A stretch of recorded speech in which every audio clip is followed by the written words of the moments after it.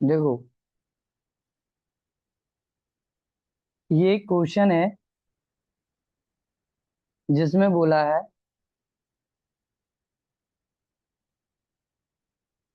A sweet seller has काजू 420 वर्पी and 130 बादाम वर्पी। Solution में हम लिखेंगे कि मेरे पास बर्फी कितनी है, 420। कौन सी बर्फी है? काजू बर्फी। और 130 मेरे पास कौन सी है? बादाम बर्फी। अब बोला she want to stack them in such a way that each stack has the same number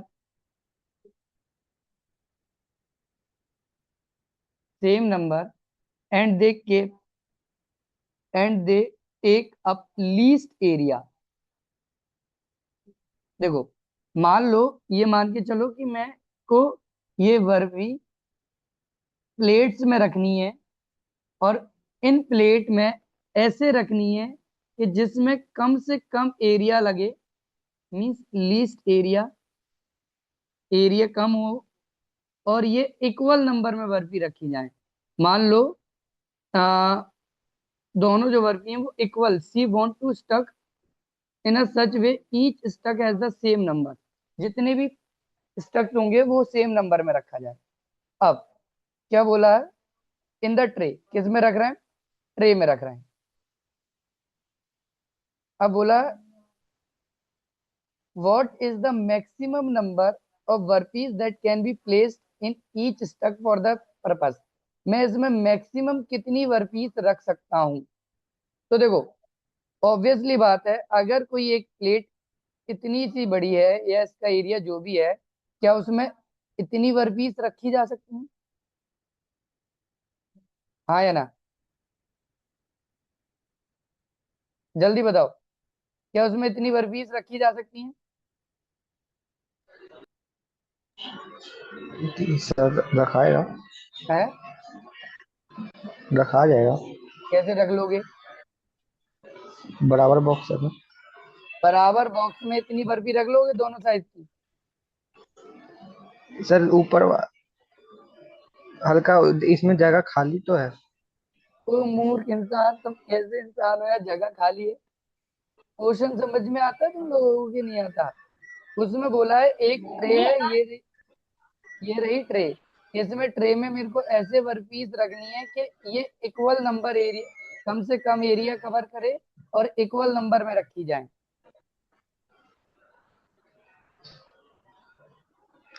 ओ। तो इसमें maximum number of workpiece that can be place, इसमें ज्यादा से ज्यादा कितनी बर्फी रखी जा सकती है? क्या ज्यादा से ज्यादा इतनी बर्फी रख सकते हो तुम एक प्लेट में? नहीं। तुम्हारे घर पे प्लेट है, उसमें क्या तुम इतनी ज्यादा बर्फी रख सकते हो एक प्लेट में? No sir. एक प्लेट में कितनी रखते हो मैक्सिमम? 10, 15, 25, 30, 35? किससे ज्यादा रखते हो एक प्लेट में? नहीं।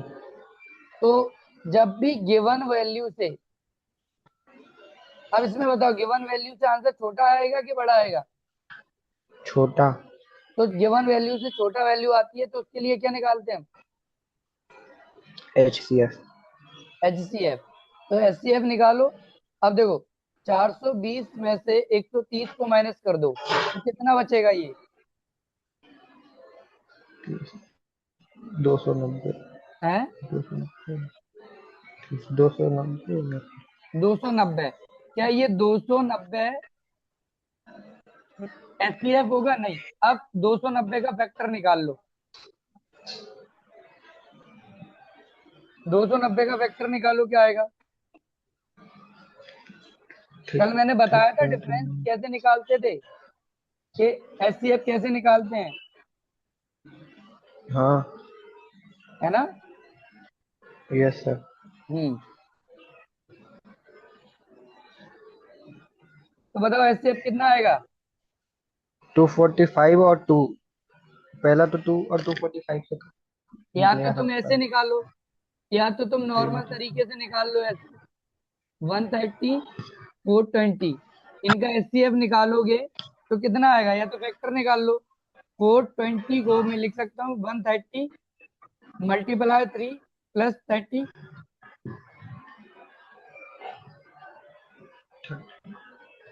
और 130 को मैं लिख सकता हूँ कितना, 30 इंटू 4 प्लस 10।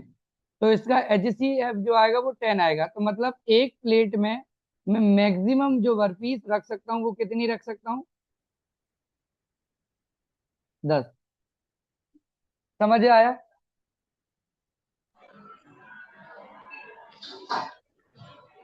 जल्दी बताओ। सर मतलब जो 220 आया उसी का एचसीएफ निकालेंगे। हाँ देखो, इसका तो मैं उसको छोड़ो तुम, इसका एच सी एफ निकालो तुम, इन दोनों वैल्यू का। 420 130 दोनों का निकाल दे। एच सी एफ तो तभी निकलेगा ना, एक का क्या एच सी एफ निकालोगे। ओ हाँ। सेम क्वेश्चन ये है, तुमसे ये बोला है कि a merchant has 120 litre oil of one kind और 180 लीटर अनदर काइंड और 240 litre is the third kind. मतलब ऑयल जो हम ले रहे हैं उसमें एक टाइप का ऑयल 120 लीटर है, और है एक 180 लीटर, और एक दे रखा है 240 लीटर। अब तुमसे बोला he want to sell the oil, इन ऑयल को मेरे को सेल करना है, मीन्स बेचना है। By the filling of three kind of oil in the tiny equal capacity times equal, मतलब टीन, सॉरी, इन टीन्स में मेरे को इक्वल अमाउंट में ऑयल बेचना है। तो what should the greatest capacity, greatest capacity का मतलब है कि इन टीन में मैक्सिमम कितना लीटर ऑयल भरा जा सकता है। तो मैक्सिमम कितना कैसे निकालोगे,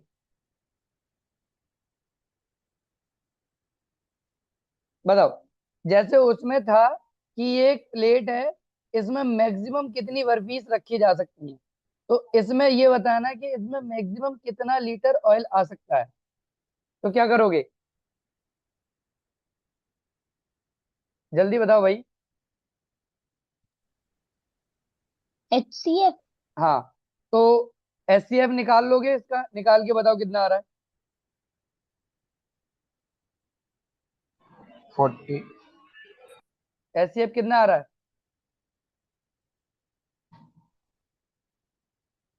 सर 60 होगा। एच सी एफ चार आएगा छः 60, दो कितना आएगा। 60। तो यही इसका आंसर है।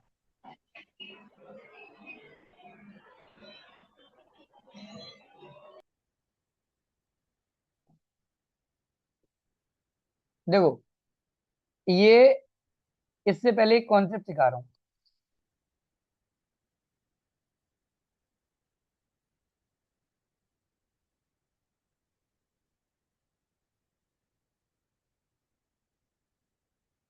देखो, अगर मैं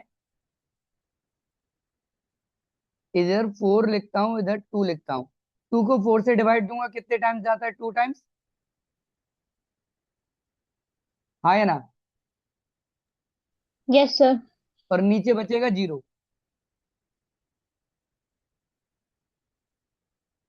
हाँ या ना, हाँ सर। बहुत बढ़िया।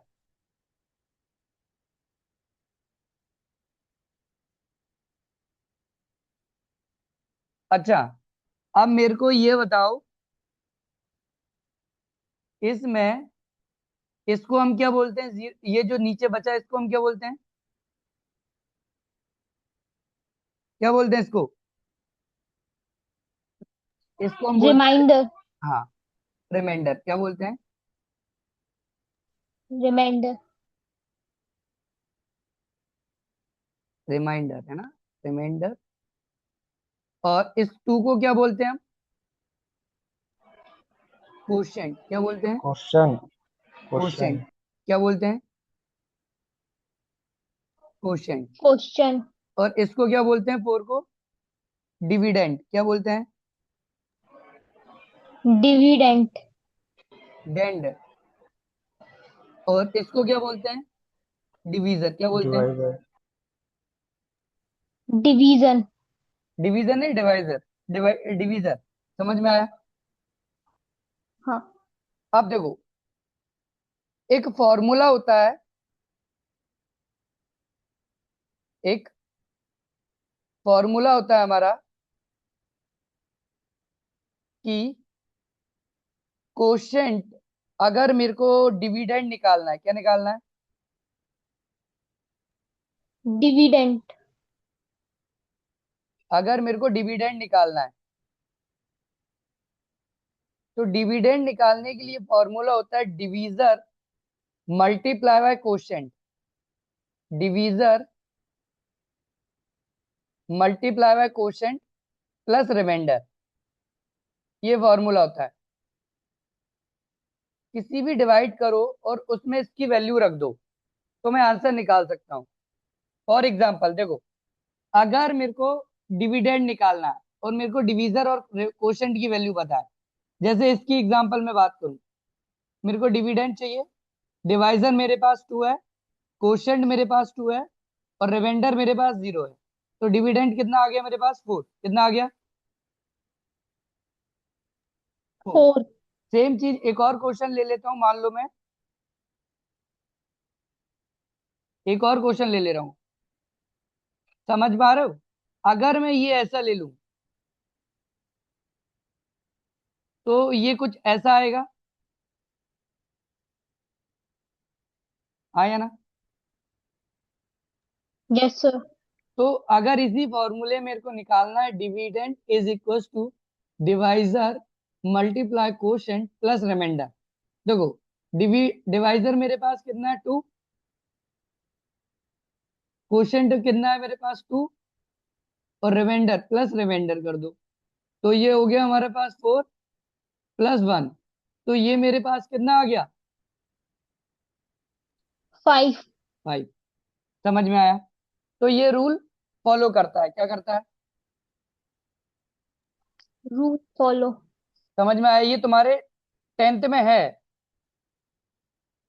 देखो, अभी नहीं है, अभी शायद नहीं है ये, लेकिन पहले था। और जब तुम वैष्णवी 10th में आओ, तब शायद फिर ये रूल फिर से आ जाए।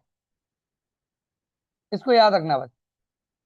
अब जैसे ये क्वेश्चन है, ऐसे क्वेश्चन को कैसे करते हैं? देखो, इजी बहुत होता है ये। देखो, बोला क्या? द फाइंडिंग ऑफ HCF, मेरे को क्या निकालना है? HCF। अब HCF निकालना है, HCF of 2 number, HCF 2 number. मेरे को 2 नंबर के HCF निकालने हैं। आगे समझ? By division method. किस मेथड से? Division method for successive quotient are. ये मेरे पास कोशेंट दे रखे हैं 4, 3, 6। कोशेंट की वैल्यू कौन कौन सी दे रखी है? 4, 3, 6, 5। And final divisor is 12। जो फाइनल डिवीजर होगा वो कितना दे रखा है मेरे को? 12। तो व्हाट आर 2 नंबर्स? तो 2 नंबर्स क्या होंगे? आज समझना कैसे निकालते हैं। देखो, मैंने तुम्हें अभी बताया कि ये जो है, इसका कुछ आंसर आया होगा। मेरे को पहले वाली का क्वेश्चन दे रखा है 4, तो यहां लिख दो 4। दूसरे वाले का दे रखा है 3, यहां लिख दो 3।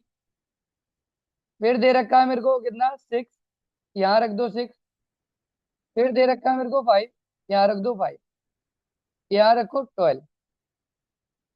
क्या रखो? 12। इतनी बात समझ में आई कि नहीं आई? ये बताओ पहले।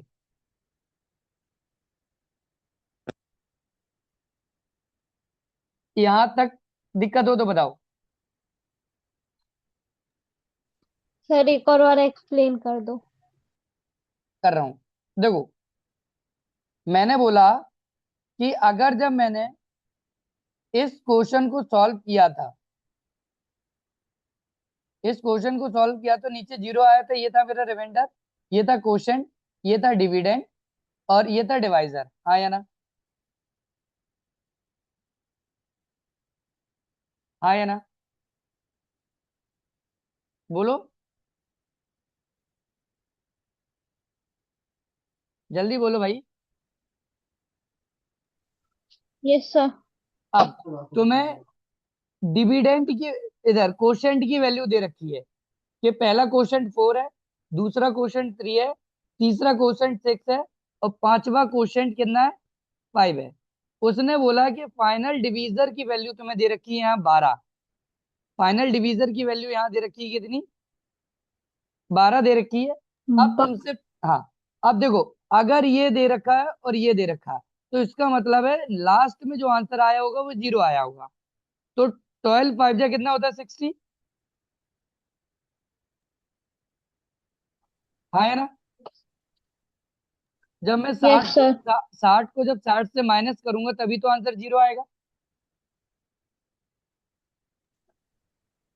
Yes sir.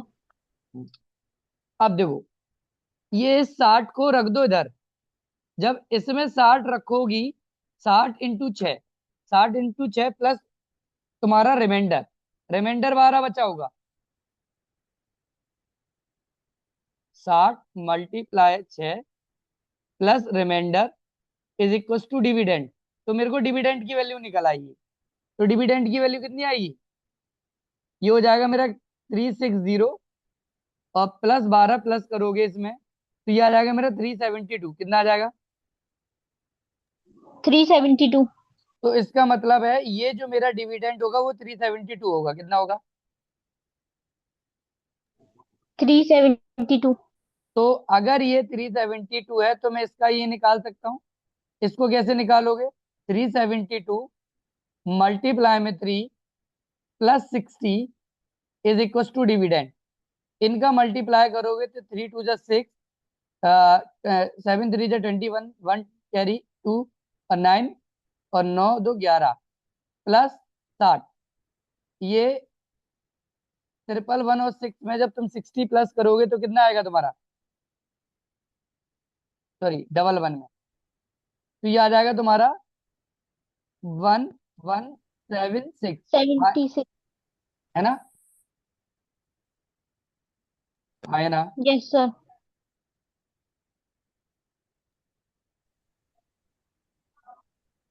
अब ये वैल्यू निकालना है तो ये वैल्यू कैसे निकालोगी तुम? अच्छा ये बताओ, लास्ट वैल्यू कैसे निकालोगी?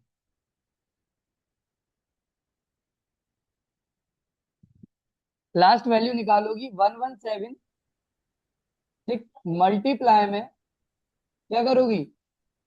Quotient plus remainder 372 is equal to dividend.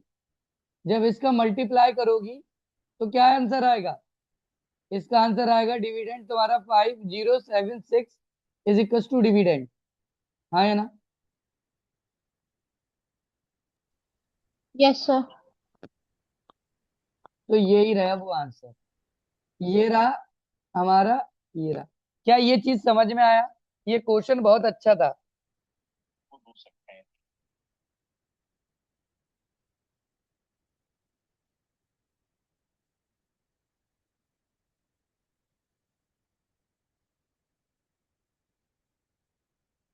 क्या ये क्वेश्चन समझ में आया?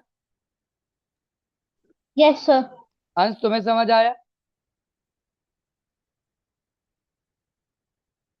देखो, बार बार बता रहा हूँ, ये हाँ हाँ सर। जैसे ये 12 मेरे पे पास गिवन था, फाइनल डिवीजर ये है और फाइनल क्वोशंट ये है, फाइनल क्वोशंट ये है। ठीक, तो मैंने क्या किया, 12 multiply by quotient into remainder, remainder आएगा 0, तो मेरे को डिविडेंड की वैल्यू पता चल गई 60। हाँ है ना?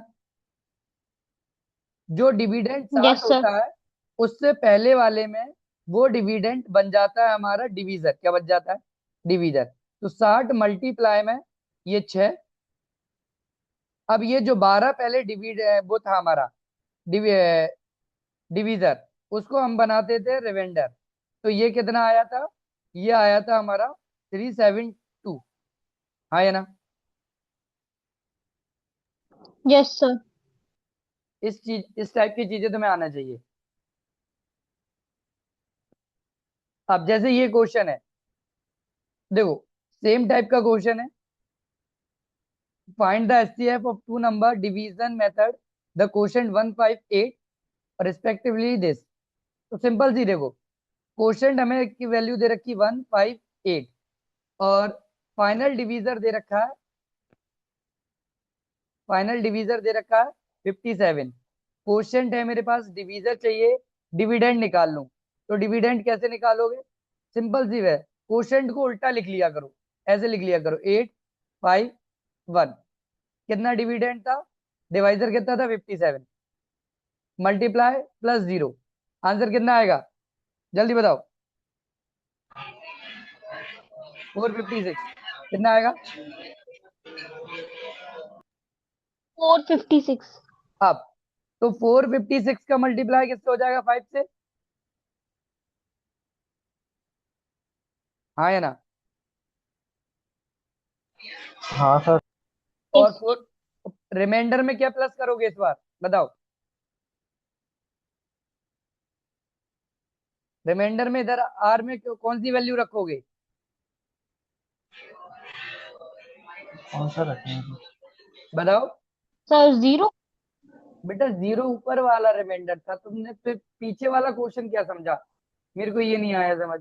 पीछे तुमने क्या समझा जब तुम्हें यहाँ वैल्यू समझ नहीं आ रही? तो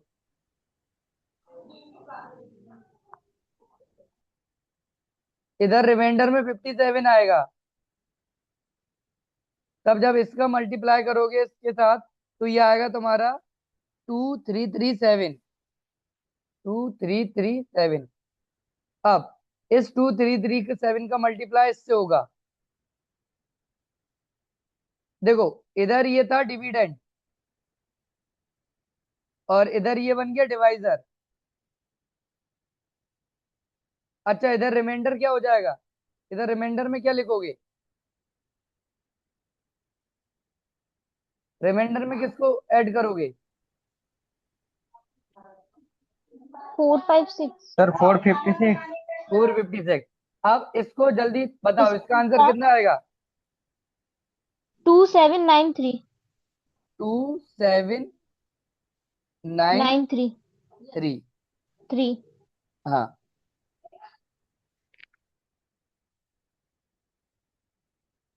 इतना आ गया तुम्हारा।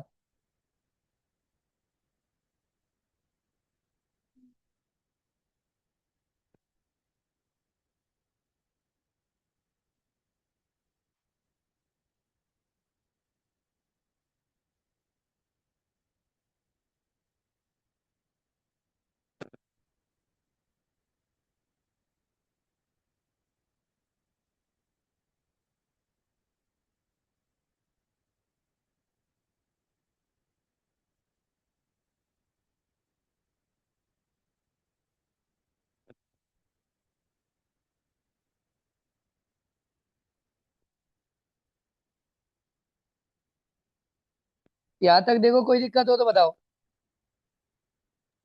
No sir.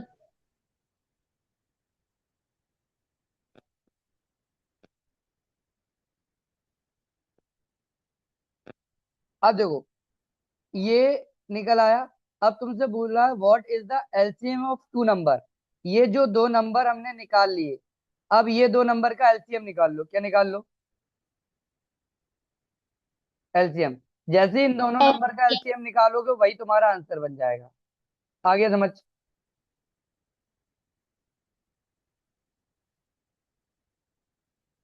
आगे समझ।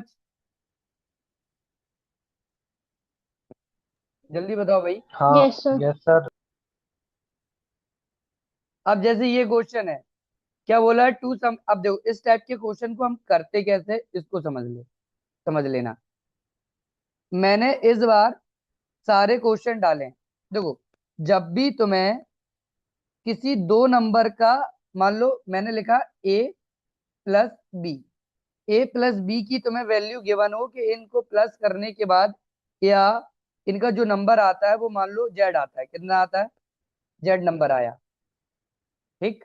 और तो मैं एचसीएफ उसका गिवन हो, इसमें एचसीएफ मान लो कुछ गिवन है, एचसीएफ मान लो बाय गिवन है, क्या निकाल, बाय गिवन है। और फिर मेरे को बताना है कि ए प्लस बी की जो वैल्यू आएगी उसके कितने पेयर बनेंगे। तो देखो, जब भी तुम्हें सम निकालना हो तो सम निकालने के लिए हम फॉर्मूले में लिखते हैं a x a plus b is equal to z upon में बाय। यहाँ बाय क्या था हमारा, एचसीएफ, बाय क्या था हमारा, एच एचसीएफ। C F. देखो, ये हम वेरिएबल के टर्म में लेंगे तो ए हम ले सकते हैं इसमें एचसीएफ। तो ये बाय का जब मल्टीप्लाई मैं करूंगा तो A B Y is equal to Z. समझ में आया। Yes sir. जब तुमसे डिफरेंस, इसमें कहीं डिफरेंस लिखा हो, क्या लिखा हो, डिफरेंस, तो डिफरेंस में ये वाला फॉर्मूला लग जाएगा, a minus b z upon में वाई। मतलब a minus b Y is equal to z. ये जेड तुम्हारा गिवन वैल्यू होगी, कि मतलब इन दोनों को माइनस करने पे जो भी वैल्यू आई वो ये है, और वाई तुम्हारा एचसीएफ गिवन होगा। आया समझ। Yes sir. अगर तुमसे बोला जाए कि दो नंबर का प्रोडक्ट, मान लो ए इंटू बी, वो होगा तुम्हारा जेड अपॉन में वाई स्क्वायर, मतलब एचसीएफ का स्क्वायर कर देना। समझ में आया। अब ये क्वेश्चन, यस सर। इस क्वेश्चन में बोला है, ये सीबीएसई, सीबीएसई मतलब स्टैंडर्ड में जो आया है, स्टैंडर्ड सेट में, इसमें बोला है दो the sum of two number is this.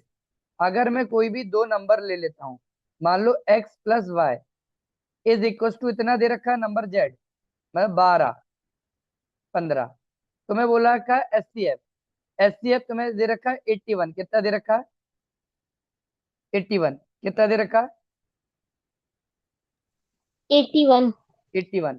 अब जब 81 को तुम डिवाइड करोगे तो x प्लस वाई की वैल्यू कितनी आएगी, x प्लस वाई की वैल्यू आएगी, इसको जब काटोगे तो 15 आएगा, कितना आएगा। 15। अब तुम्हें मेन काम यहाँ है 15 के पेयर बनाने, क्या बनाने, पेयर। और ऐसे पेयर पेड़। बनाने हैं जिसमें कुछ चीज कॉमन ना आए। तो एक तो पेयर बनेगा मेरा इसमें 114 का, हाँ या ना, एक पेयर बनेगा यस टू सर। 213 का, मतलब इन दोनों को प्लस करोगे तो 15, इन दोनों को प्लस करोगे तो 15। एक बनेगा मेरा 3 और 12 का, हाँ या 3। ना। Yes sir. तो 3 और 12 एक ही टेबल से कट जाते हैं, यस सर। तो इसको हम काउंट काउंट नहीं करेंगे। फिर उसके बाद एक पेयर बनेगा तुम्हारा 4 और 11 का, है ना। एक पेयर 5 बनेगा 10। 5 और 10 का, लेकिन 5 और 10 एक ही बट टेबल से ये कट कट रहे हैं। जाता है तो नहीं बनेगा। हाँ जी। और एक एक पेयर तुम्हारा बनेगा 6 और 9 का, ये भी एक टेबल पे ये भी कट कट जाएंगे। जाता। और एक बनेगा तुम्हारा 7 और 8 का। अब बताओ टोटल ये कितने नहीं पेयर कटेगा। बने तुम्हारे। 4। 4, तो is the 4 is the correct answer. ये सीबीएसई का क्वेश्चन आया समझ। मतलब यस तुम्हें सर। अगर कहीं सम लिखा हो तो उनको सम कर दो, और ये जेड था मेरा गिवन वैल्यू, मतलब ये जो गिवन वैल्यू, और वाई नीचे लिखा था वो वाई था मेरा एचसीएफ वैल्यू। समझ में आया, हाँ या ना। Yes sir. बहुत बढ़िया। हाँ। अब जैसे ये क्वेश्चन है, इसको देखो, ये सीबीएसई में पूछा गया है, इसको कैसे करोगे, बहुत इजी है, कल मैंने कराया भी था इस टाइप के क्वेश्चन। सॉल्यूशन, सबके एलसीएम लिख लो। ए का एलसीएम है 2 की पावर 2 इंटू 3 की पावर x। बी का एलसीएम निकाला मैंने 2 की पावर 2 इंटू 3 की पावर 1 इंटू 5 की पावर 1, ठीक है। सी का एलसीएम निकाला 2 की पावर 2 इंटू 3 की पावर 1 इंटू 7 की पावर 1, ठीक है। अब एलसीएम ए कॉमा बी सी का, तीनों का एलसीएम आया था मेरा 3780। कितना आया था? 3780। कितना आया था? 3780। और 3780 का तो जब तुम फैक्टर निकालोगे तो इसका फैक्टर आएगा 2 की पावर 2 इंटू 3 की पावर 3 इंटू 5 की पावर 1 इंटू 7 की पावर 1। ये फैक्टर आया, आया ना? Yes sir. अब देखो, मेरे को इस x की वैल्यू चाहिए। क्या चाहिए? इस x की वैल्यू कितनी होगी? मैंने तुम्हें बताया था, जब भी मैं एलसीएम लेता हूं तो एलसीएम में क्या करता हूं मैं? सर एलसीएम में, हाईएस्ट पावर लेते जी भाई, हाईएस्ट पावर चाहिए होती है। अब इसमें मेरे को किसकी पावर चाहिए? एक्स में एक्स किसकी पावर है? हैं 3। 3। और 3 की हाईएस्ट पावर कौन सी है इन पूरे में? 3। 3 की हाईएस्ट पावर कितनी है? 3। तो मतलब एक्स का आंसर, एक्स की जो आंसर आया वो कितना आएगा? 3। 3। आया समझ?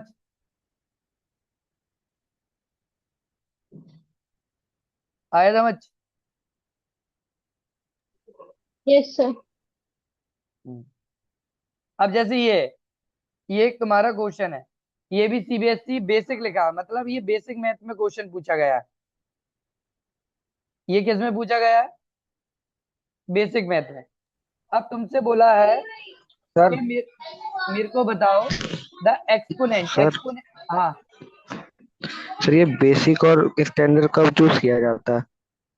मतलब सर मतलब इसमें चूज किया जाता होगा ना बेसिक मैथ लेने के स्टैंडर्ड। हाँ, तो मैं अभी अभी अप्रैल के बाद या अप्रैल में ही बोलना स्टार्ट कर देंगे। अब देखो, इधर एक्सपोनेंट का मतलब क्या होता है? एक्सपोनेंट मतलब पावर की बात कर रहा है। किसकी बात कर रहा है? पावर। अब तुमसे बोला है कि इसमें मेरे को ये बताओ कि 3 की पावर कितनी, हाईएस्ट पावर कितनी होगी जब मैं इसको फैक्टर करूं। 2025 का अगर मैं फैक्टर निकालता हूं तो इसका फैक्टर आता है 3 की पावर 4 इंटू 5 की पावर 2। लेकिन मेरे को किसकी पावर पूछी है? एक्सपोनेंट किसका पूछा है? 3। तो 3 का एक्सपोनेंट पावर कितनी आ रही है मेरी? 4। 4। तो आंसर इज 4। आया समझ? Yes yes sir. सर। अभी अभी मैंने तुम्हें बताया था, कभी भी तुम्हें किसी का प्रोडक्ट निकालना हो, प्रोडक्ट के केस में पूछा हो, तो क्या करोगे? ए मल्टीप्लाई में B is equal to given value upon में एच सी एफ